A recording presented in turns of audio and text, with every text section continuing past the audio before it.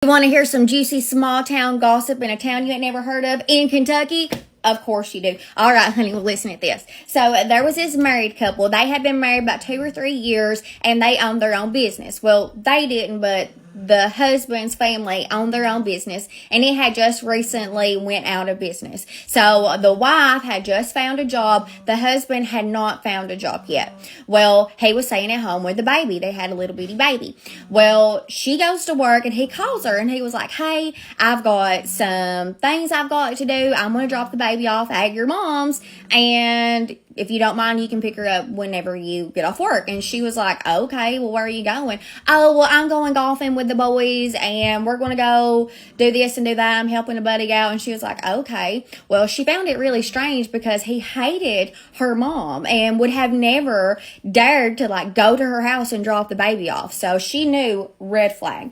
So she calls her mom. Yeah, the baby's there. And she's like, okay, well, I'm going to go figure out what he's doing. Something is up. Also, to mention, there was money missing out of their account, not a huge amount, but just enough to notice.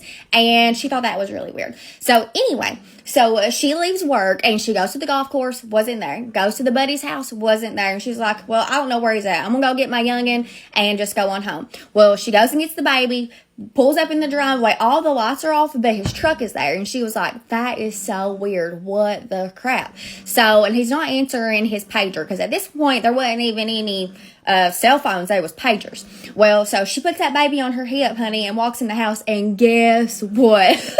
You ain't going to believe it. He had I don't know if I'm allowed to say this on here. So, he had a girl that dances on a pole with no clothes on in their bed. Honey, I reckon that woman dragged her out of bed, beat her brains out. They fit like cats and dogs. She threw her out of the house.